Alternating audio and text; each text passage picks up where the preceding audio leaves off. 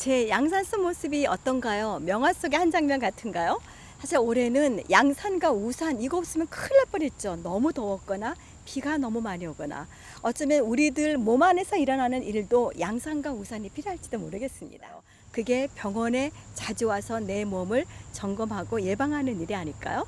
그래서 7월과 8월의 영상은 그런 것들을 담아봤었습니다. 아, 여러분 들리세요? 물소리 그죠? 멀리서 매미도 옵니다. 내 귀는 소라 껍질은 아니지만 이렇게 작은 동네에서도 물소리가 들리니까 참 좋죠? 그래도 여름은 가는 것 같습니다.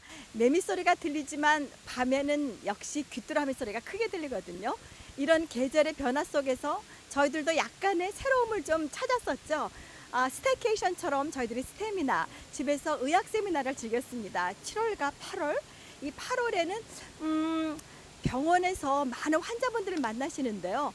또 그 환자들의 여러 가지 어려운 육체적인 질병과 또 그 밖에 그 병을 치료하기 위해서 병원에서 도움을 받아야 되는 이야기가 생생하게 다큐멘터리 형식으로 나가게 됩니다.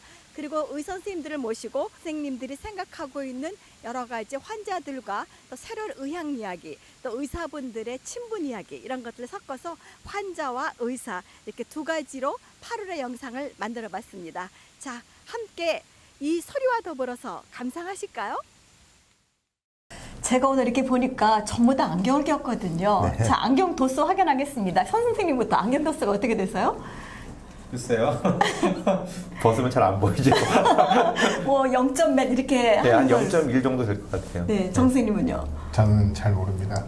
선생님 도저히 아는 게 없는 것 같아요. 어떻게 되세요? 저도 잘 모르는데 네. 왜냐면 미국에서는 별로 뭐 0점 몇 그런 거 별로 안 해가지고 그냥 근데 그럴- 태어날 때부터 안경 끼신 건 아니실 거고 언제부터 안경 끼셨어요? 저는 대학교 1학년 때부터 꼈어요. 대학교 1학년 때부터. 네. 네.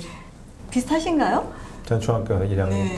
때부터. 저도 이제 네. 사춘기 들었으면서 갑자기 크면서 이제 눈이 안 좋아졌습니다. 눈이 막 반항하기 시작했거든요. 네.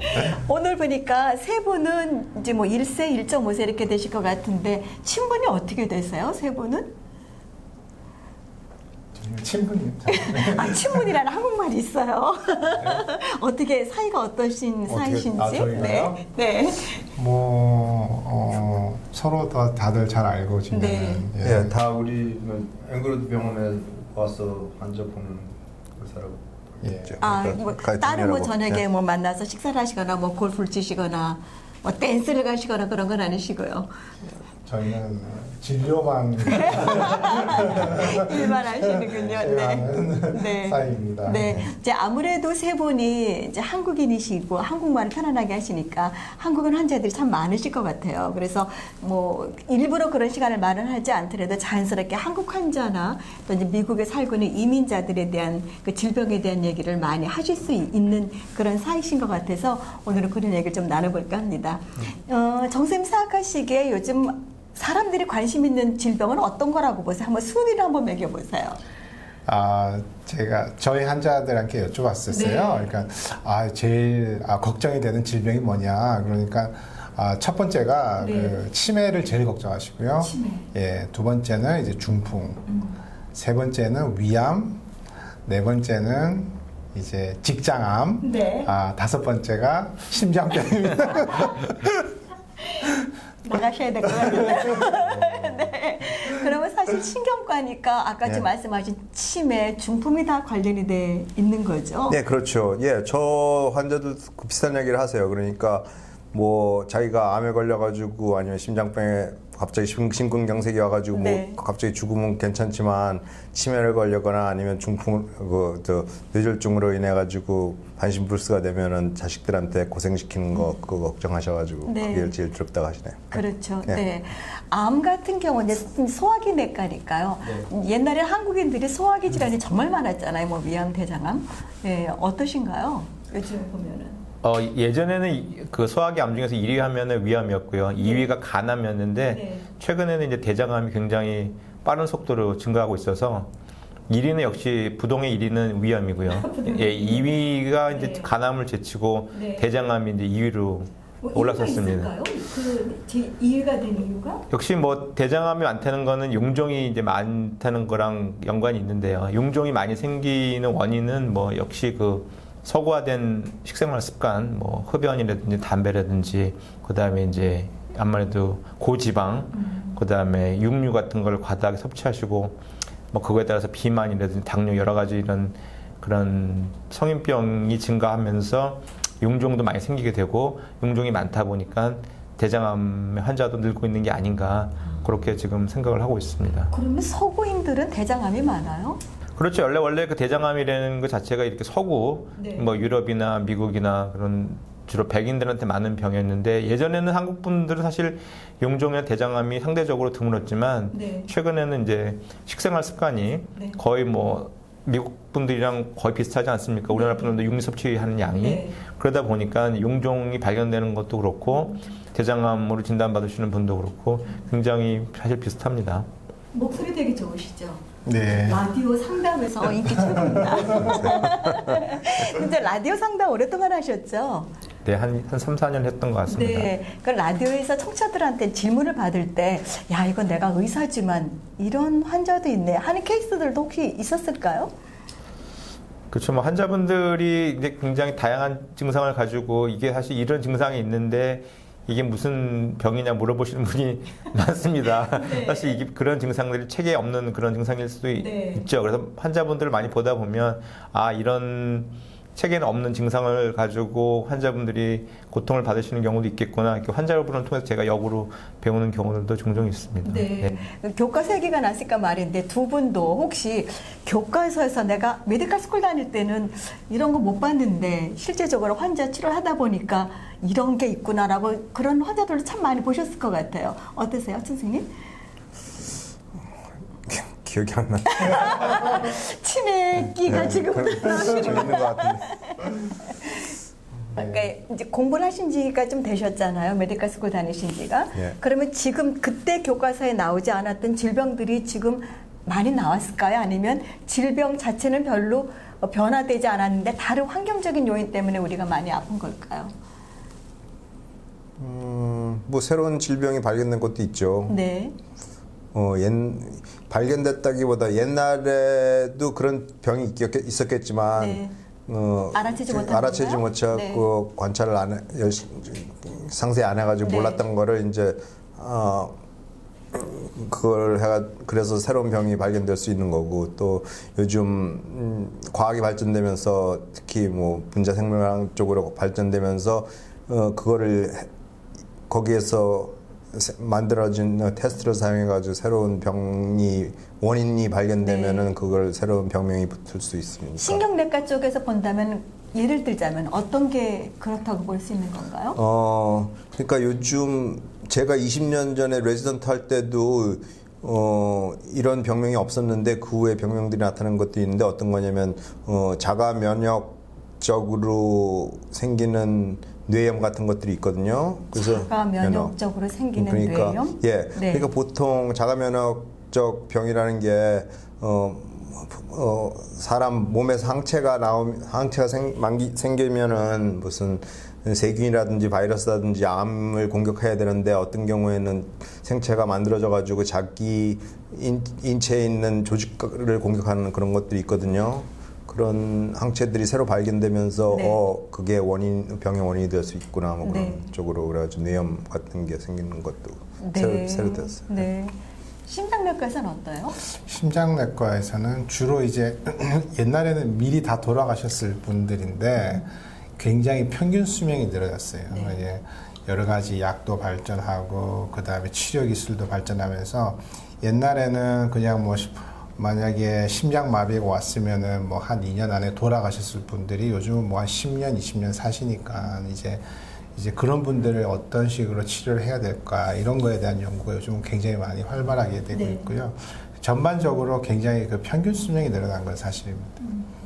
어떤가, 소화기내과에서는? 저희 이제 소화기내과에서는 주로 이제 진단에 쓰이는 기계가 내시경 기계인데요. 내시경 기계에 이제 여러 가지 기술들이 발달하면서, 그 예전에는 쉽게 그냥 놓칠 수 있던 병변들을 조금 더 자세히 볼 수 있는 그런 방법들이 많이 개발이 되었기 때문에, 특히 네. 이제 조기 위암이라든지 뭐 용종 같은 것도 조금 더 그렇죠? 네. 네, 쉽고 빨리 네. 캐치할 수 있게끔 그런 기술이 발달되었고 최근에는 이제 소장까지도 이렇게 들여다보는 내시경. 그러니까 내시경이 요즘에 이제 이렇게 캡슐식으로 이렇게 카메라가 있습니다. 그래서 캡슐을 삼키면 네. 이제 그 카메라가 이렇게 몸을 지나다니면서 네. 소장에 있는 여러 가지 문제들을 다 사진을 찍죠. 네. 그러니까 사실 예전에는 소장에 병변이 있어도 사실 소장 안을 다 들여다본다는 것 자체가 쉬운 거는 아니었는데 네. 최근에는 이제 그 소장을 볼 수 있는 그런 캡슐 내시경 기계가 나왔기 때문에 네. 예전에는 사실 놓쳤던 그런 병들도 많이 이제 그런 최신 진단 기술이 발달되면서 이제 놓치지 않고 이제 발견할 수가 있게 됐죠. 캡슐이 옆으로 또 대장 같은 것도 갈 수 있어요? 보통 캡슐은 이제 주로 뭐 요즘에 식도 보는 캡슐도 있고 뭐 네. 그 위장 위도 보는 게 있지만 주로 이제 많이 쓰이는 거는 소장입니다. 왜냐하면 보통 내시경 기계가 도달할 수 있는 거는 위내시경은 다 위를 다 볼 수가 있고요. 네네. 대장 내시경은 다 장을 볼 수가 있는데 소장은 굉장히 길이가 길지 않습니까? 뭐 네네. 4m, 6m 정도 되는 거니까 그거를 이제 내시경을 본다는 게 사실 쉽지는 않습니다. 그렇기 때문에 캡슐을 하면 캡슐 내시경이 그 기계가 이렇게 장을 따라 움직이면서 사진을 여러 장 찍죠. 몇백 장을. 그래서 이제 거기서 병변이 있는 부분을 이제 캐치할 수가 있는 거죠. 영화에 보면은 그 가다가 무슨 배럴이가 없어가지고 중간에 쓰게 하는데 혹시 그런 일은 안 생겨요? 그렇지는 않습니다. 카메라가 일회용이기 때문에 네. 한번 쓰고 나면 버리는 거지 또 쓰거나 그런 건 아니에요. 아, 그러니까 중간에 뭐 스탁되거나 그런 건 아니군요. 간혹가다 이제 장이 어떤 원인에서 좀 좁아지거나 그런 분들은 가다가 그 기계가 거기가 막히거나 그럴 수도 있죠. 그럼 어떡하죠? 보통 그래서 그런 장 협착이나 폐색이 의심되는 네. 분들은 일단 사진을 찍어서 네. 이게 그 내시경 검사를 해도 무방한 상태인지 그걸 먼저 한번 체크업을 한 본 다음에 네. 하는 게 안전하죠. 그렇군요. 네네. 심장 같은 경우도 그런 정밀한 기계를 통해서 좀 보다 환자들이 편리하게 심장 질환을 알 수 있는 테크놀로지가 지금 발전돼 있을까요? 예, 뭐 MRI 같은 거요. 네. MRI 같은 거라든지 CT 같은 거라든지. 근데 심장이 계속 움직이는 이 기관이다 보니까 그 굉장히 진단 기술에 굉장히 제약도 많고 네. 그다음 얼마 전까지만 해도 MRI 같은 거로는 이 심장을 잘 찍지를 못했어요. 계속 움직이기 때문에. 예. 근데 이제 그 요즘은 이제 심장의 심장이 뛰는 속도랑 같이 그걸 MRI가 심장이 뛰는 속도랑 같이 맞추어서 사진을 찍는 기술이 있기 때문에 요즘은 MRI 같은 거라든지 아니면 CT로도 이제 필요한 진단을 하고 있습니다. 그렇군요. 네. 제가 선생님 뵈면 꼭 여쭤보고 싶은 게 있는데요. 네. 제가 드라마 강이거든요. 요즘 주말 드라마 최고 인기 있는 게 같이 살래요 이런 드라마가 있어요. 그래요? 네, 근데 요즘에는 이제 드라마의 주인공들이 되게 아프면 다 치매더라고요. 근데 요즘에 루이치 치매에 그 주인공 장미희가 걸렸습니다. 네. 그래서 이제 검색 1위가 됐는데 루이치 치매가 도대체 뭐고 드라마에서는 뭐 초기에 발견하면은 예후가 굉장히 좋다고 그러던데 그런지요? 그러니까 루이치 치매라 그러면은 치매가 여러 가지 종류가 있잖아요. 아시다시피 알츠하이머 병이 제일 가장 흔한 치매이고 그 다음에 혈관성 치매가 있을 수 있고 루이치 치매는 세 번째로 가장 흔한 치매라고 보겠어요. 루이치 치매는 그 파킨슨 병이랑 아주 연관이 같아요. 그러니까 네. 뇌 구조적으로 보면은 거의 똑같은 병이라고 볼 수 있는데 파킨슨 병 하면 이렇게 손 떨고 수전증은 아니지만 손 떨는 거 그다음에 균형 안 잡히고 걸을 때 이렇게 천천히 걷는 것들을 보통 파킨슨병 증상인데 네. 루이치 치매는 파킨슨병 증상은 없으면서도 기억력이나 인지 능력에 문제가 생기는 건데 초기 진단으로 치료를 할 수 있냐? 그거는 아직 잘 모르시죠? 아직 그렇다고 보기는 그러네요. 네. 초기 진단을 하면은 뭐 파킨슨 병은 치료약 증상을 치료하는 약들이 있으니까 그거를 쓰면 약간 도움이 될 수 있겠죠. 네. 어쩌면은 뭐 알츠하이머스 병보다는 적어도 초기에는 약간 증상들을 컨트롤하기는 더 쉽다고 볼 수도 네. 있을 것 같아요. 분명한 거는 저희가 드라마가 아니기 때문에 신중한 답변을 지금 이제 선생님들이 해주고 계십니다. 근데 그 드라마에서 보면 네. 그 루이치 치매에 걸렸다는 장미가 거울 속에서 자기는 뭐 한 60대로 제가 알고 있는데 그 드라마에서 나이가 근데 드라마 속에서 그 거울 속에서 나오는 나이는 한 20대 이렇게 자기가 보이거든요. 실제로 그래요? 그런 그 환영 같은 게 루이치 치매의 특징은 뭐냐면은 환영이 그러니까 환영이나 환청 같은 네. 게 증상으로 쉽게 나타날 수 있고 네. 아니면은 또 어느 날은 정신이 멀쩡하다가도 그 다음 날은 또 좀 증상이 심각할 수 있고 그게 증상이 이렇게 올라갔다 내려갔다 하는 그런 그게 특징이라고 보고 있어요. 그렇군요. 근데 이제 아까 이제 테크놀로지를 이제 두 과에서 이렇게 말씀해 주셨는데 그렇다면 신경내과도 요즘에 IT 발전으로 뭐 좀 환자들이 조금 더 정확하게 치매를 뭐 미리 알 수 있다라든지 이런 게 좀 발전이 됐을까요? 아까 정 선생님이 말씀하신 것처럼 요즘 MRI를 이용해 가지고 뇌를 자세히 찍으면은 약간 도움이 될 수가 있고 네. 또 신경과에서는 지금 아까 말한 것 같이 분자 물리학이 아니고 분자 생물학 쪽을 이용해 가지고 네. 새로운 유전자 같은 거 검사를 하면은 네. 뭐 병명을 진단할 수 있는 그런 기술들이 발전되고 있죠. 네. 그러니까 요즘에는 왜 어린이가 태어나면은 네. 이 아이는 뭐 유전적으로 몇 살 때 뭐 소화기에 문제가 생길 수 있다, 심장에 문제가 생길 수 있다 이런 걸 좀 알아볼 수 있잖아요. 네. 그렇다면은 치매 같은 경우도 미리 알아볼 수가 있을까요?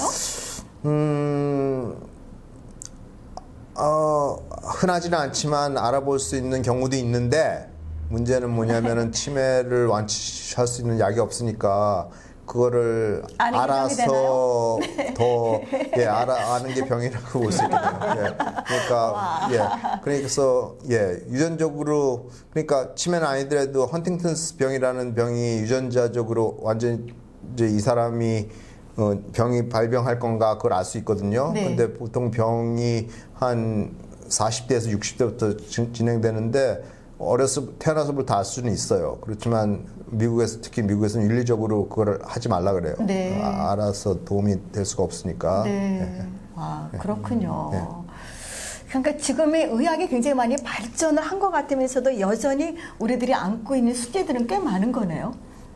그렇죠. 네. 그렇지만 옛날에 비해서 훨씬 의학들이 발전됐고 병명들도 많이 알기 때문에 그렇지만 아직도 더 발전할 여지는 아주 많죠. 아직. 네.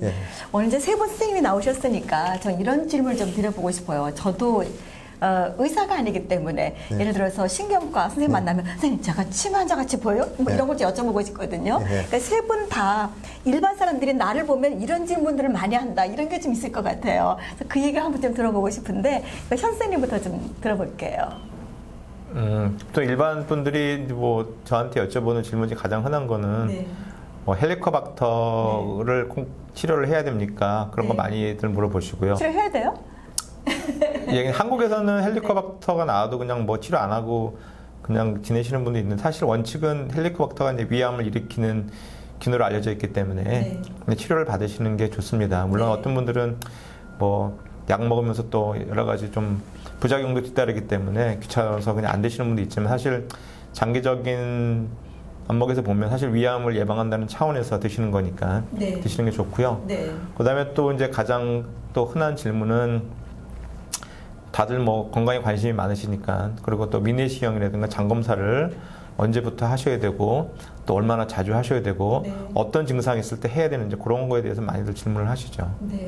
이런 질문하는 사람은 없어요. 무슨 약을 복용을 하면 이 장 청소를 쫙 해가지고 이게 뭐 굉장히 좋다는데 그거 좋나요? 이런 질문하는 사람들은 없어요. 간혹 있으시죠. 그 뭐 디톡스 뭐 그런 거를 또 원하셔가지고 근데 그런 걸 하시면은 괜히 몸이 이렇게 깨끗해지고 정화되는 느낌을 받는다고 그래서 그 월드 저희가 보통 대장 내시경 검사하기 전에 이제 장 세척하는 약을 드시잖아요.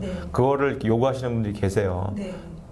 이걸 해서 이제 몸에 있는 걸 다 비우면 독소가 다 빠지니까 건강해지고 오래 사실 것 같다. 하지만은 그거는 전혀 의학적으로 근거가 있는 내용은 전혀 아닙니다. 오히려 그거를 잘못 하시다가 여러 가지 뭐 전해질 불균형이 온다든지 콩팥에 약간 지장을 초래하는 경우도 있기 때문에 그런 거는 좀 피하셔야 될 거라고 생각이 됩니다. 근데 사실 이제 위는 아무래도 이제 먹는 거랑 직결되어 있기 때문에 정말 이제 궁금한 점이 많이 있을 것 같아요. 가령 요즘에는 다이어트를 워낙 많이 하다 보니까 사람들이 그게 좋을 수도 있고 이제 뭐 굉장히 뭐 반대적인 부수도 있을 것 같은데 요즘에는 뭐 12시간 위를 비워라. 그래야지만 뭐 다이어트가 된다. 이렇게 해서 오랜 시간 동안 굶는 거가 굉장히 또 요즘 유행이지 않습니까? 네. 예, 소화기 전문의로 보셨을 때는 어떻습니까? 글쎄요, 저는 그 장기간 비우시는 건 별로 바람직한 것 같지 않고요. 네. 위도 이렇게 일정한 간격을 두고 음식이 들어가야지만 우리도 운동을 안 하다 갑자기 운동하면 굉장히 막 결리고 네. 몸살 나듯이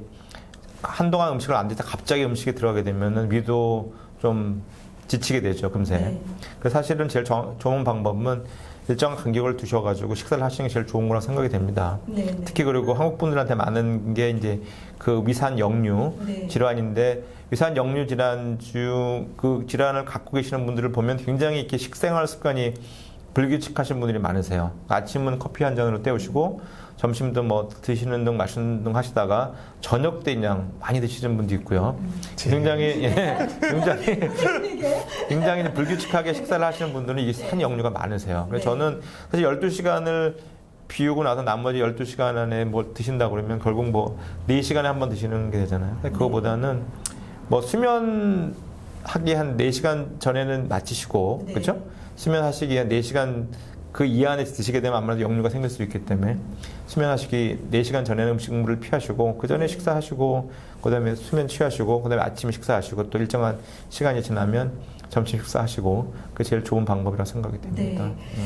사실 뭐 옆에 세 분 쌤이 다 이제 전문이시지만 요즘에 하도 의학 정보들이 너무나 많이 나와서 어디에 될지 모르겠어요. 가령 요즘 같은 경우에는 커피가 뭐 몸에 좋다고 했다가 또 커피를 마시기 전에 과일을 먼저 먹고 커피를 마셔야 된다고 했다가 이런 여러 가지들이 많이 나오는데 이런 의학 정보들을 저희들이 어떻게 좀 따라가야 되는지 사실 좀 이렇게 헷갈릴 때가 많이 있거든요. 특히 이제 음식 같은 경우는 요즘엔 또 일본에서 막 과식주의자가 되라. 과라는 건 이제 그 과일 과자를 말하는 건데요.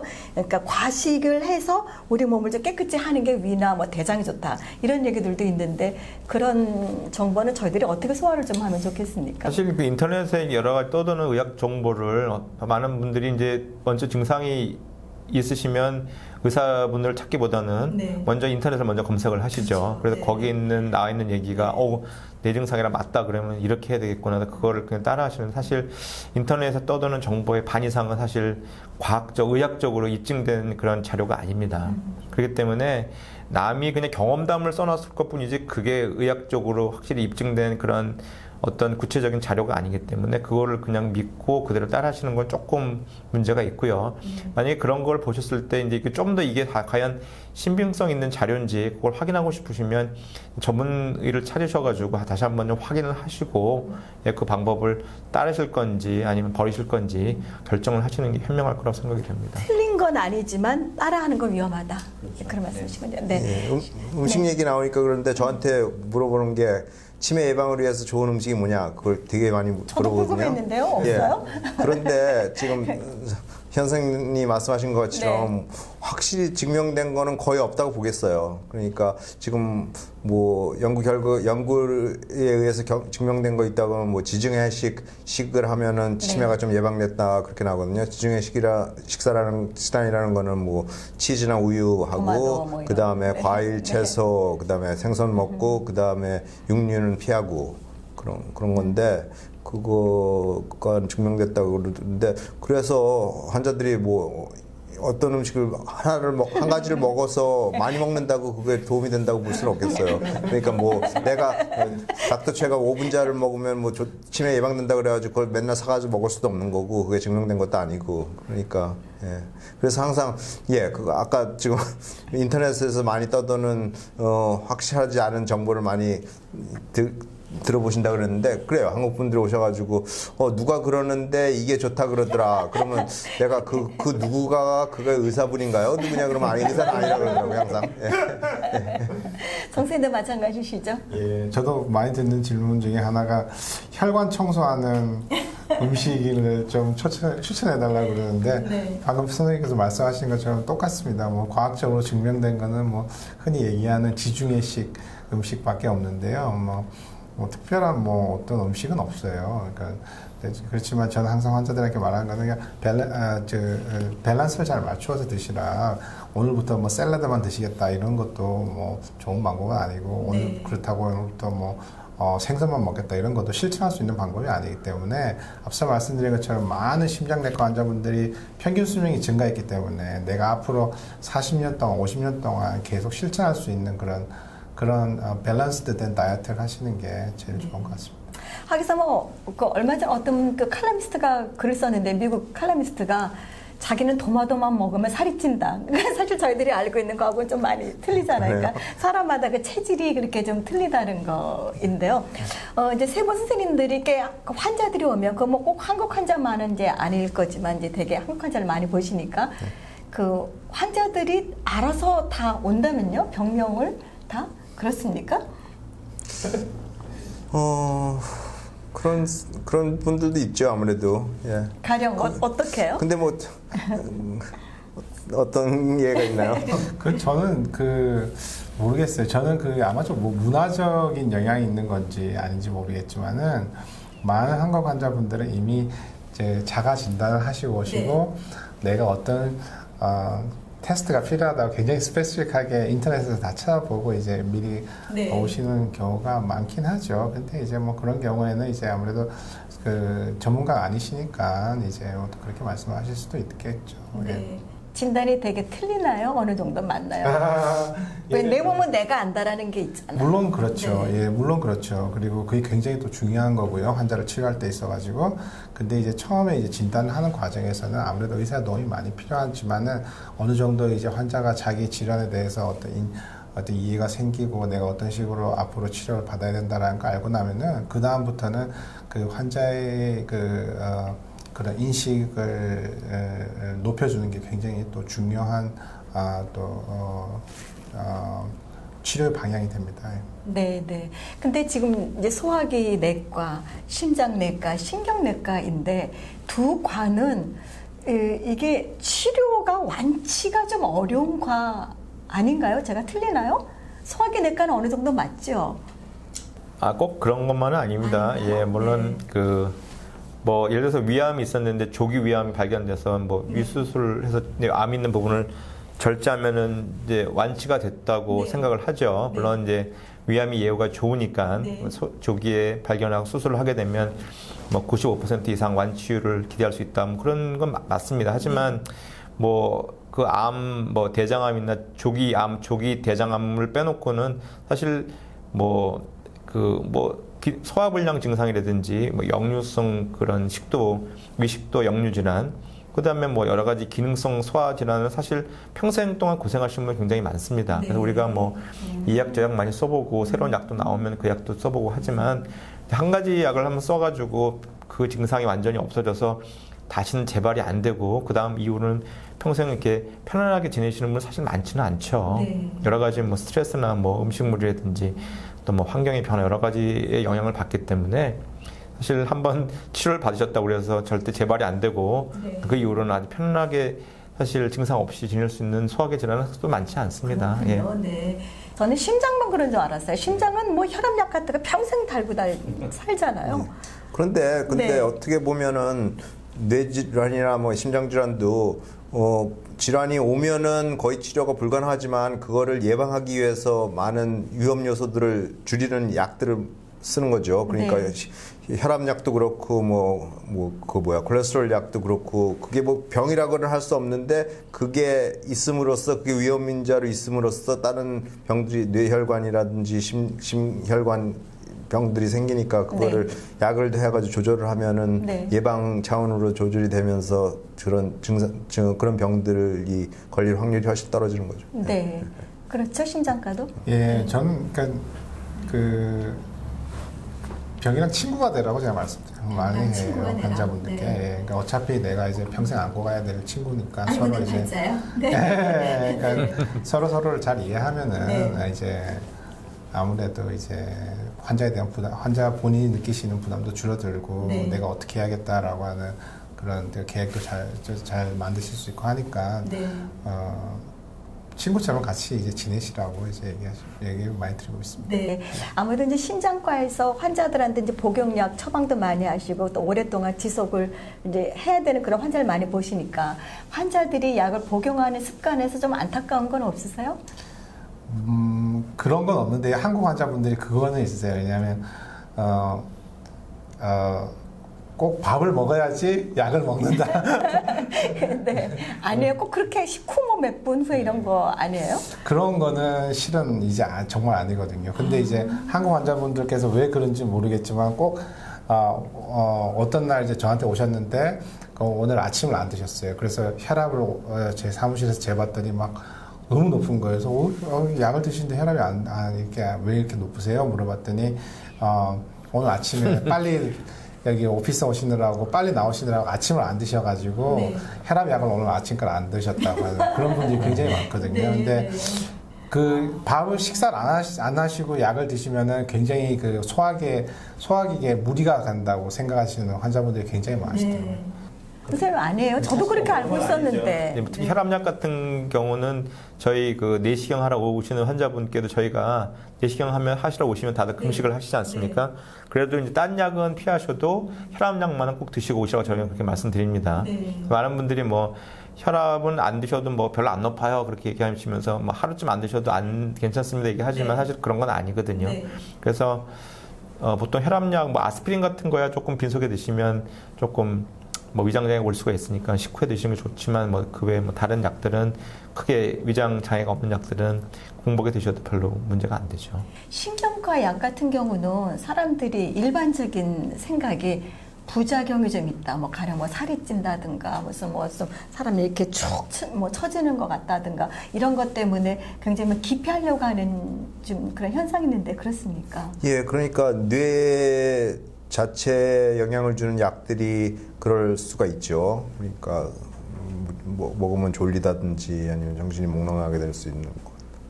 네. 예, 그러니까 약 항상 그래요. 환자들한테 나는 뭐 특히 한국에서는 제가 한국은 잘 모르지만 듣는 바에 의하면 환자들이 약을 원하시는 경우가 많은데 약은 항상 드리면서 나는 약에는 장점이 있고 단점이 있는데 장점이 단점보다 높으면 먹는 거고 단점이 장점보다 많으면 먹을 필요가 없는 거고 부작용이 항상 있을 수 있으니까 조심해서 잡수라고. 네. 예. 그럼 뭐 약한 거 들으면은 먹으면 안 될 것 같던데요. 예, 뭐 어떤 약은 뭐 먹으면 죽을 수도 있다. 뭐 이렇게 광고들이 하도 무섭게 나와서 말이죠.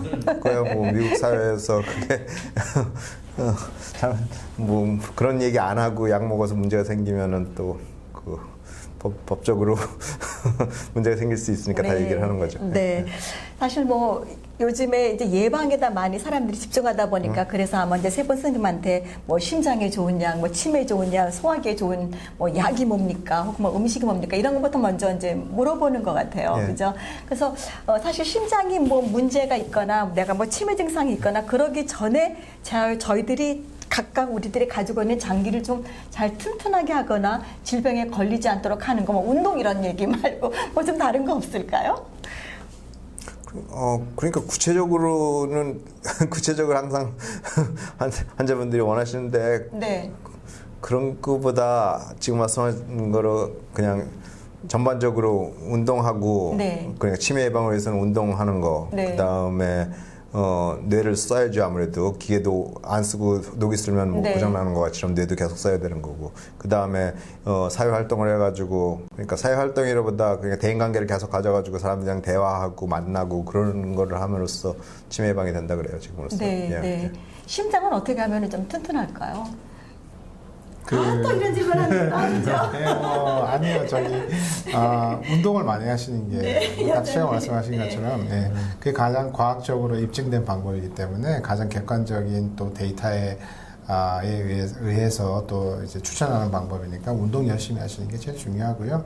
그 다음에 좋은 습관 가지시는 거. 담배 피시는 분 금연하시고, 술 너무 많이 드시지 마시고, 또 너무 과로하지 마시고 또 근래에는 또 이제 미국 심장학회에서 그전에는 디프레션이랑 어떤 심장병이랑 연관이 많다는 건 알았지만은 디프레션이 꼭 심장병을 일으킨다라고는 우리가 생각 안 했는데 자꾸 요즘 많이 나오는 이제 그런 일반 사람들 대상으로 하는 연구에서 굉장히 강한 그 연관이 있는 것 같아요. 그래서 이제 아무래도 즐겁게 지내시는 것도 또 심장병을 예방할 수 있는 방법이니까요. 그러니까 두 분의 과도 굉장히 무관하지 않나요? 네, 그러니까 지금 송 선생님께서 네. 우울증하고 심장병하고 여건이 굉장히 가깝다고 그랬는데 네. 그거는 치매하고도 마찬가지죠. 우울증이 있으면 치매 걸릴 확률이 높고 치매가 있으면 또 우울증이 걸릴 수가 있고 네. 치매하고 우울증의 증상이 좀 비슷한 경우도 있고 구분하기가 쉽지가 않을 수가 있고. 예. 그러네요. 근데 또 심장하고 위도, 그래서 심장에 문제가 있는 것 같아서 가보면 위 검사를 한번 해봐라 이러거든요. 두 분의 관계도 조금 있으시겠어요? 그 과에? 그렇죠. 네. 그렇지 않으세요? 네, 보통 이제 그 저희 소화기 내과에 오시는 환자분 중에 가장 흔한 증상 중에 하나가 이제 위식도, 네. 역류, 위산 역류 증상인데요. 이게 이제 가슴이 뭐 이렇게 뜨끈뜨끈하고 목까지 막 시커먼 쓴물이 넘어오시는 분도 있지만 네. 어떤 분들은 갑자기 주무시다가 네. 갑자기 막 가슴이 이렇게 막 환자분 표현을 빌자면 막 뽀개진다고 표현하시는 분도 있고 무슨 큰 바위가 이렇게 가슴을 짓누르는 듯한 통증 때문에 호흡곤란 때문에 깨신다는 분도 있고 그렇습니다. 그래서 많은 분들이 그런 증상을 경험하시면 첫 번째로 이제 심장 쪽의 문제가 아닌지 해서 이제 911 부르셔서 병원에 가셔서 뭐 이것저것 검사 다 하시는데 아무것도 이상이 없는 걸로 나오죠. 그럼 이제 심장내과 선생님이 심장은 아닌 것 같으니까 이제 한번 내시경을 받아봐라. 나중에 알고 보면 그게 이제 산역류 때문에 이제 그런 증상이 오는 걸로 판명이 되는 경우가 있습니다. 네. 하지만 보통 굉장히 이게 과연 그러면 위산 역류 때문에 오는 증상인지 이게 아니면 진짜 이게 뭐 심장에 무슨 협심증이라든지 아니면 심근경색증으로 오는 이 흉통인지 사실 가리기가 굉장히 어렵습니다. 특히 이제 나이가 좀 있으시고 뭐 혈압이나 당뇨나 고지혈증, 그다음에 뭐 담배 피시고 그다음에 가족력 있으신 분들은 사실 이걸 단순히 위산 역류 때문에 이게 올 거야라고 생각하시면 안 되고요. 네. 만약 이런 증상이 오시면은 반드시 응급실에 가셔서 네. 검사를 받으셔보시고 네. 일단 심장에 문제가 없다는 걸 확인하신 다음에 네. 소화기 내과를 찾으시는 게 맞는 순서입니다. 네. 아마도 환자를 치료하시는 분들이니까 치료를 하면서 진짜 막 이게 막 너무너무 감동적이거나 뭐 당연히 치료를 해주는 게 의사의 본분이긴 하지만 그래도 막 환자가 치료가 돼서 걸어 나갔을 때 혹은 뭐 안타까웠던 순간 뭐 이런 잊지 못한 순간들이 좀 있으셨을 것 같아요. 잊지 못할 환자 뭐 이런 그런 이야기 좀 한 번씩 좀 들려주시면 좋겠습니다. 어느 분부터 좀 시작해 볼까요?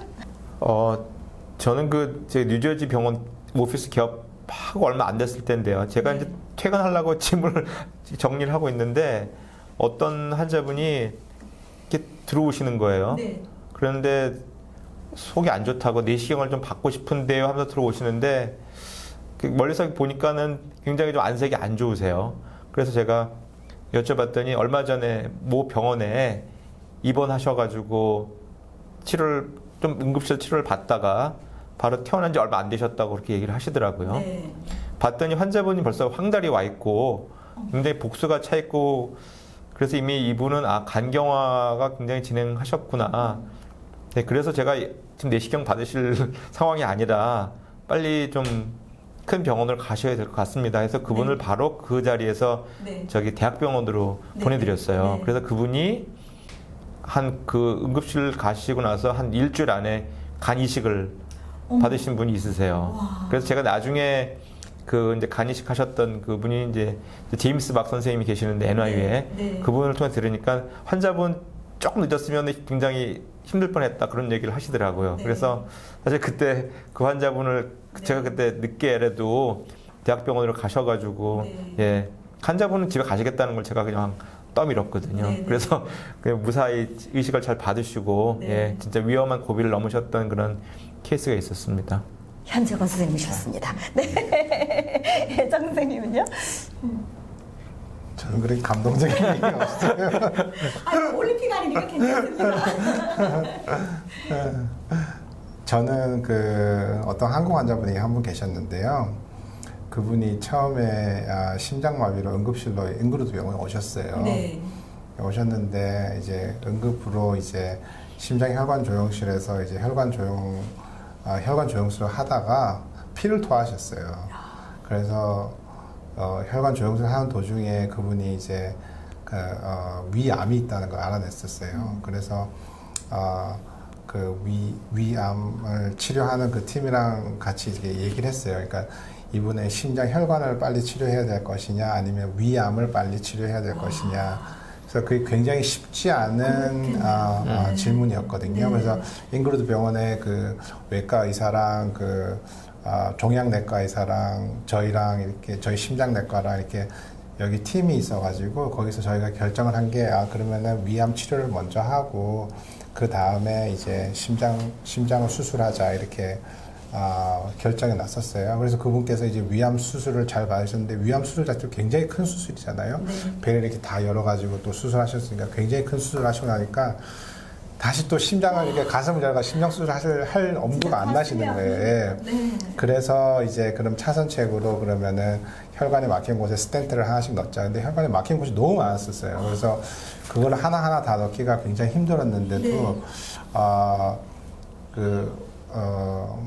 어쨌든 뭐 치료를 잘 받으셨어요. 네. 그리고 굉장히 증상이 심하셔가지고 한 20m도 못 걸으시는 네. 분이셨거든요. 그리고 그 계단 10개 같은 거 올라가지도 못하셨어요. 너무 이제 증상이 심해가지고 가슴이 답답하고 숨이 차고 있는데, 그래도 이제 스텐트를 이제 심장에 다 넣으시고 나서부터는 요즘은 굉장히 그 운동도 열심히 하시고 잘 지내세요. 물론 이제 치료 기간이 굉장히 길게 됐어요. 그러니까 위암 수술을 하시고 이제 스텐트를 하나하나씩 넣고 하시니까 거의 한 1년이 걸렸거든요. 굉장히 고생하셨네요. 네, 그렇지만은 이제 요즘은 이제 또 잉그루드 병원에 있는 그 카리악 리헵이라고 그 심장 재활 치료 센터에서 거기서 운동도 다 잘 배우시고 하셔가지고 요즘은 뭐 아주 잘 지내시고 계세요. 네. 신경내과. 저는 뭐 특별히 감동될 만한 얘기가 없는데 재밌는 환자 하나 얘기해 줄게요. 동메달입니다. 네. 금메달입니다. 네. 동메달. 그러니까 저한테 온 환자 중에 한 명이 70대 남자분인데 네. 이발하러 간다고 운전을 하시고 나갔어요. 네. 근데 안 돌아오는 거예요. 이틀 동안. 어머머. 그래가지고 이거 실종됐다고 막 경찰에 신고하고 네네. 그랬는데 이틀 후에 마이애미에서 경찰서에서 왔어요, 연락이. 네. 네.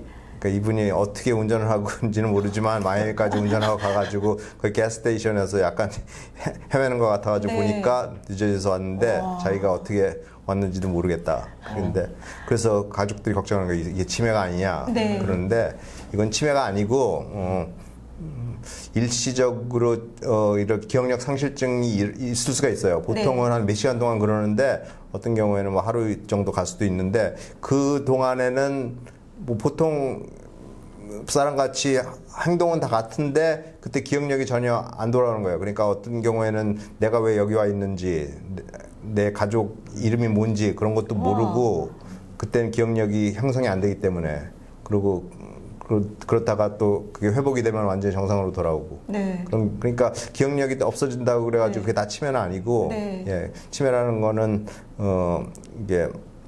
이게 시간이 지나면서 조금씩 나빠지는 거 퇴행성인 거고 이렇게 일시적인 거는 치매가 아니라 보겠어요. 네. 또 재발될 수도 있나요? 재발된 확률은 거의 없다고 보겠어요. 그래서 그런 분이 어쩌다 동종 오시는데 되게 걱정하셔가지고 그렇죠. 갑자기 자기가 뭘 했는지도 모르고 그러니까 예. 그러고 자기가 기억력이 형성이 안 되니까 똑같은 걸 계속 물어봐요. 한 10분에 한 걸쳐서 똑같은 거 물어보고 그러면 옆에서 가족들이 걱정하고 그러는데 그리고 아니면 똑같은 행동을 계속하고 네. 그러니까 그 분야에서는 금메달감 얘기였습니다. 감동의 금메달이었었고. 그거하고 다르죠. 그냥 트랜지션 글로벌 앰니지아라고 그러는데, 그러니까 뇌 해마라는 데가 기억력이 형성되는 부분인데 네. 거기에 뭐 산소 공급이 안 되거나 혈이 당분간 잠깐 동안 그러면은 기억력이 형성이 안 된다 그래요. 네. 와, 뭐 얘기가 끝이 없을 것 같은데 선생님들 뭐 시계 보셔야 될 것 같아서 제가 끝으로 이런 질문 한번 드려볼게요. 요즘에는 이제 뭐 미래 의학을 얘기를 할 때 예측 의학이라는 걸 많이 하잖아요. 앞으로 이 분야에서는 이런 거가 이제 발전이 되거나 이렇게 돼서 환자의 수는 뭐 이쪽에서는 줄고 이쪽은 많거나 혹은 어떤 테크놀로지가 뭐 여기에 온다거나 이런 그 예측 의학을 통해서 환자를 많이 치료한다고 들었는데 각 과마다 앞으로 예측할 수 있는 것들은 어떤 것들이 있는지 한번 좀 들어보고 싶습니다. 네. 예측할 수 있다기보다 바람인데 네, 제가 바람. 네. 제가 신경내과 의사로서 환자 보지만 또 네. 신경학적으로 과학적으로 연구를 하거든요. 제가 연구하는 거는 치매 신약 개발 연구를 하는데 지금 많은 정부나 뭐 제약회사에서 많은 돈이 투자됐고 많은 인력이 투자돼 가지고 원인 치매 원인을 증명한 다음에 그거를 이용해 가지고 신약을 개발하니까 아마 좋은 소식이 언젠가는 오겠죠. 멀지 않은 미래. 가까운 미래. 네. 심장내과는요? 뭐 여러 가지 이제 옛날에는 심장 부전이 결국 어떤 심장병이든지 결국 이 심장병이 제대로 고치지 않는 경우에는 마지막에는 심장 부전이라고 그래서 심장이 잘 안 뛰어서 결국 심장이 잘 안 뛰다 보면은 결국 돌아가시게 되는 이런 문제가 결국 이제 뭐라 그러죠? 그러니까 모든 심장병의 결국 나중에는 심부전이 생기니까 심부전이 되면 결국 돌아가시게 되는 게 가장 큰 문제였는데 요즘 새로 나오는 기계들이 이제 아예 심부전 자체를 도와줄 수 있는 그런 여러 가지 기계가 나오고 있습니다. 옛날에는 그 기계를 반드시 병원에서만 썼어야 되는데 요즘 이제 그 기계를 붙이시고 집에 가실 수 있는 그런 단계가 됐거든요. 그러니까 결국 이런 분들이 심장 이식이 필요하신 분이지만은 이제 심장 이식까지는 너무 시간이 많이 걸리고 또 그런 심장을 줄 수 있는 분이 흔하게 있는 건 아니기 때문에 그 사이를 메워줄 수 있는 기계가 요즘 많이 나오고 있습니다. 근데 그 기계 중에서 특히 요즘에는 그 차고 집에 가실 수 있는 기계가 또 생겼으니까요. 아마도 그쪽으로 개발이 더 많이 될 거라고 전망하고 있습니다. 네, 소화기내. 예, 그 소화기 내과 중에서 그 난치병 중에 하나가 그 조금 희귀한 병 중에 하나가 그 궤양성 대장염이랑 크론병이라는 게 있습니다. 네. 사실 서구에 많았던 병인데 요즘에는 한국에서도 많이 환자들이 늘고 있죠. 네. 사실 이 병은 잘 왜 생기는지 모릅니다. 그래서 치료는 단순히 그냥 장에 생기는 염증을 낮추는 약물만 지금 쓰고 있는데 이제 최근에 나오는 그런 개념이 그럼 환자들이 여러 명이 다 이 생기는 그 발병 기전이 조금씩 차이가 나는데 그러면은 그런 발병 기전을 미리 사전에 알 수가 있다면 진단 당시에 각 환자별로 맞게끔 그 진단 그 발병 기전에 따라서 거기에 맞는 그죠 맞는 약, 퍼스널라이즈 메디슨이라고 그러죠. 네, 그런 네. 지금 개념이 많이 도입이 되고 있고 거기에 따라서 이제 진단 초기부터 각 환자에 맞게끔 그 맞는 약을 골라서 치료하는 게 가장 좋은 방법이 아닐까 좀 그런 연구들이 많이 진행되고 있습니다. 그렇군요. 이런 식으로 가다가 뭐 저희들이 뭐 노아나 아담처럼 한 뭐 600살, 뭐 700살 뭐 이렇게 살 것 같은데 100살까지 지금 보고 있잖아요.